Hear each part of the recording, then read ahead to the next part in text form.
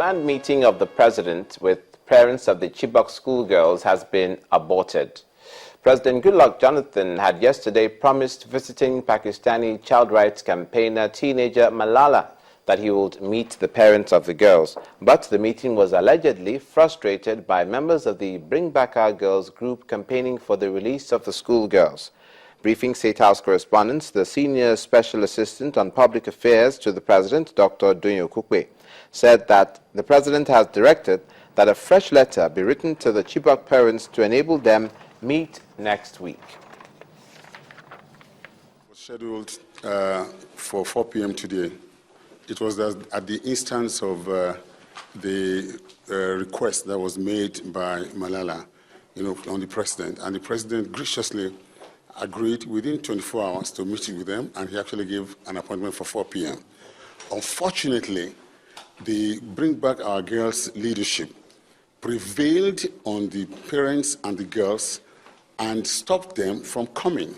Therefore, what happened was that they actually shunned the meeting with Mr. President. Because the foreign media and everybody was waiting for this meeting, since they were no longer coming, and they've made it expressly clear to us that they were not coming. In fact, that the girls were already just a few minutes away from Chibok. Well, the meeting obviously was aborted, but was aborted by the failure of the parents and the girls to show up. They actually shunned the meeting. The president was waiting. The president was waiting. The NSA was waiting.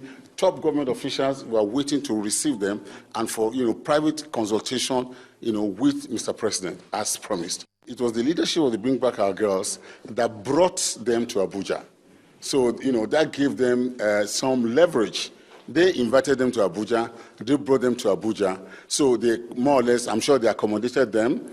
So, they have, some leverage over them. But also, more importantly, is that it is obvious now that the Bring Back Our Girls, were just interested in some showmanship, not really genuinely concerned, with the plight of the children and with the plight of their parents. That is what has become quite obvious and quite, clinically clear, by this action.